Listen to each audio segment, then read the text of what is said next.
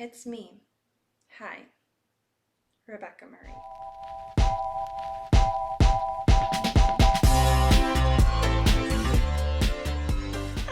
Hello. If you're like me at all, you have been listening to the new Midnight's album nonstop, and I thought it might be a good idea for me to just recommend some books to listen to that kind of fit the vibe, fit the feeling of the Midnight's album. At least for me, I think of Midnight's in like a spectrum that goes from anti-hero, vigilante, to like sweet nothings, snow on the beach, that kind of thing, right? So I'm gonna put some books that I think kind of match the vibe for the spectrum, wherever you're at, wherever you want to read for yourself.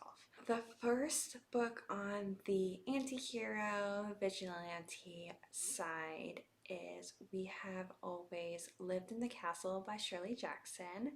And this is a gothic, spooky, monster on the hill, dysfunctional family book. A great spooky book. Has a creepy little girl, which is amazing, great. And this book really reminds me of both vigilante-ish and anti-hero. The plot of this book is about the Blackwood family, which is a rich family in a small town in New England who has basically a castle on the hill. But years ago, during a family dinner, the food was poisoned. Now, only 3 family members are alive, and one of them poisoned the food. They all live together. One is Uncle Julian, who was greatly affected by the poison. Another was Coraline.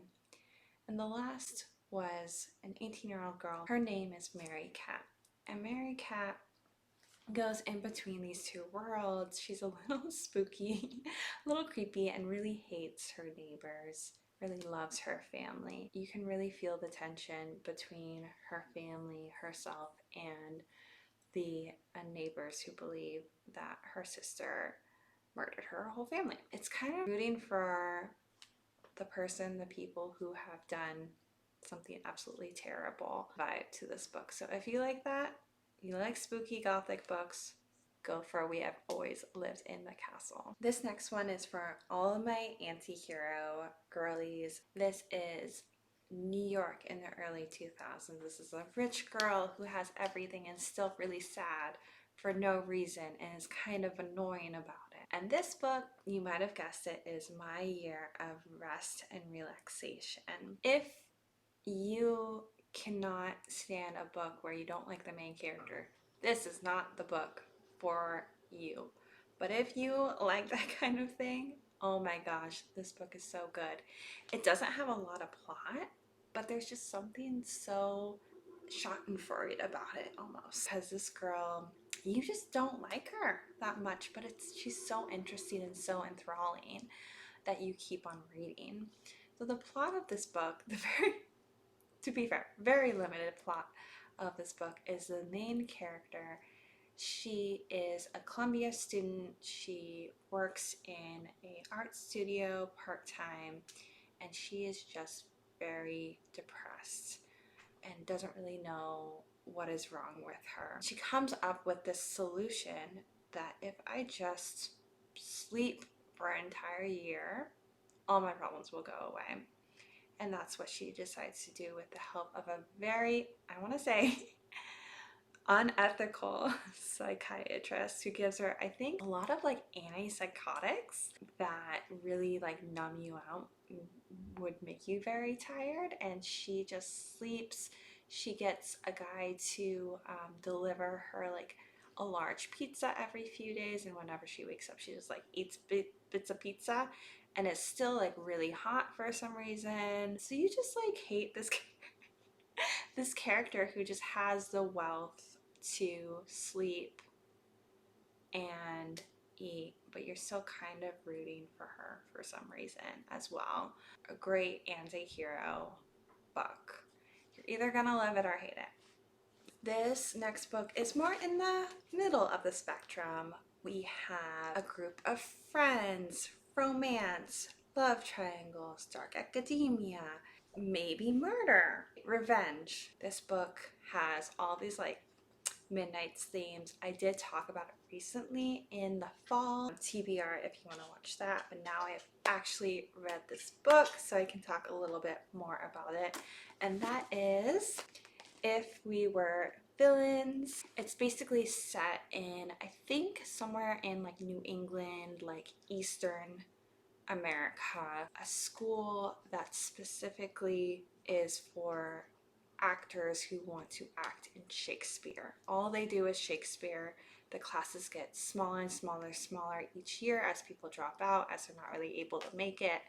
And this is about the senior class, which is just 7 kids. Our main character goes in the present and in the past during this time when they were all seniors in college together. Our narrator was accused of the murder of one of his classmates. So it's a mystery of like, was it him? Was it all of them together? What happened that led to this murder? And who was even murdered? A little bit of romance, and a lot of this interpersonal fighting happens at night, happens in the woods. It's very spooky, it's very dark academic. Songs that this reminds me of in the Midnight's album are You're on Your Own, Kid, Midnight Rain, Question, Vigilante, and The Great War. The next book that I'm gonna recommend for Midnights reminds me of the songs Glitch, High Infidelity, Paris, and You're on Your Own, Kid. This book has a little bit more romance, but it still has interpersonal strife, political strife, a lot of push and pull in of relationships. And that is Intimacies by Katie Kitamura. And this actually, I feel like the cover makes it seem like it's like a very like spicy novel, very like romantic.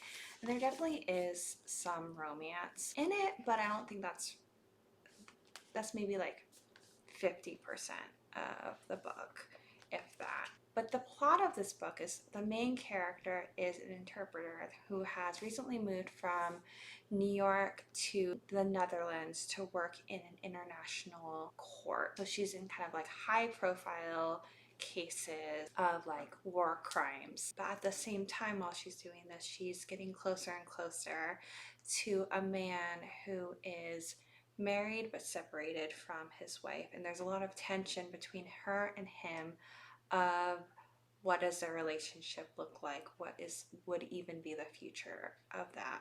And while that's also going on, her and her best friend there are sort of get themselves involved in a recent crime and get almost obsessed with the victim of that crime and get closer and closer to his family and get really intertwined in that, feeling really out of place where you are and never really feeling completely like you're home is the feeling that I got from this book. So now we're getting closer to the more romantic spectrum of Midnight, and this next book is a little spicier. There's definitely some spicy scenes in it, so if you're specifically my mom, maybe don't read this one.